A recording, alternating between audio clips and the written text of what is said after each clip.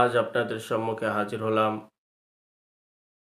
নামাজ আরম্ভ করার প্রণালী কি, অর্থাৎ আমরা নামাজ আরম্ভ করব কি করে, এবং তাকবীরে তাহরিমা ও সানা পাঠ করার পর যখন আল্লাহু আকবার বলে আমরা সানা বেঁধে নিই, সানা বাঁধার পর আউযু বিল্লাহি মিনাশ শাইতানির রাজিম বিসমিল্লাহির রহমানির রহিম, এই আউযুবিল্লাহ এবং বিসমিল্লাহ পাঠ করব কিরূপ, আস্তে না জোরে? ব্রাদার মসাজ, নিয়াত করার পর আল্লাহু আকবার বলে নামাজ আরম্ভ করবে। নিয়াত হয়ে গেল, আল্লাহু আকবার বলে আমাদেরকে নামাজ আরম্ভ করতে হবে। যা কোরআনের শিক্ষা, আল্লাহ বলেন ওয়া যাকারা ইসমা রাব্বিহি ফাসাল্লা, এবং আপন রবের নাম নিয়ে নামাজ পড়েছ, আপন রবের নাম নিয়ে নামাজ পড়েছে। ব্রাদার মজাজ, তাহলে আল্লাহ পাক বললেন ওয়া যাকারা ইসমা রাব্বিহি ফাসাল্লা।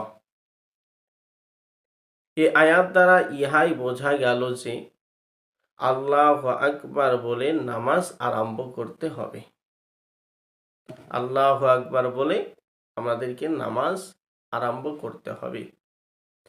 আউযু বিল্লাহি মিনাশ শাইতানির রাজিম বিসমিল্লাহির রহমানির রহিম। এই আউযু বিল্লাহ এবং বিসমিল্লাহির রহমানির রহিম বলাই এটা হলো সুন্নাত, এটা সুন্নাত। আউযু বিল্লাহ বিসমিল্লাহ বলা সুন্নাত। আর আলহামদুলিল্লাহি রাব্বিল আলামিন দ্বারা কেরাত পাঠ আরম্ভ করার নির্দেশ আছে।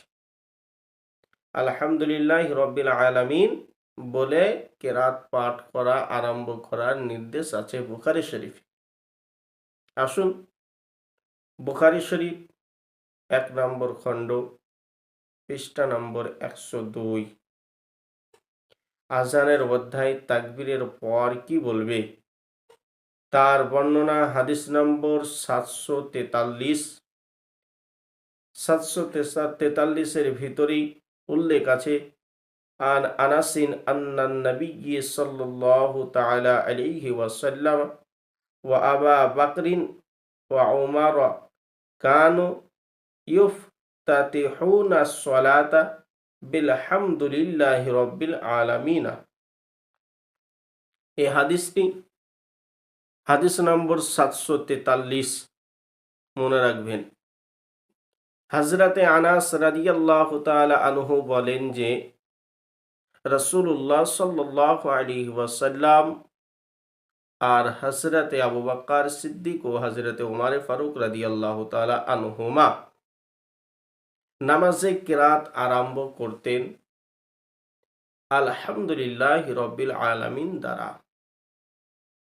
তাহলে যেখানে নবী মুস্তাফা সাহাবী একরামরা আলহামদুলিল্লাহি রাব্বিল আলামিন বলে যখন কিরাত চালু করতেন, তারা কিরাত পাঠ করতেন, তাহলে আমাদের কেউ নবী মুস্তাফার তরিকা, সাহাবীদের তরিকা মেনে আমাদেরকে চলতে হবে।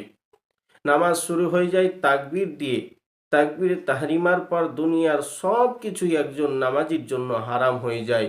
তাই এখানে কেরাতকেও বোঝা আবশ্যক।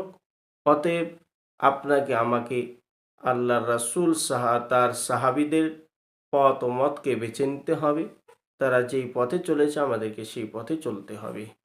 অতএব আলহামদুলিল্লাহি রাব্বিল আলামিন বলে আপনারা কেরাত চালু করবেন।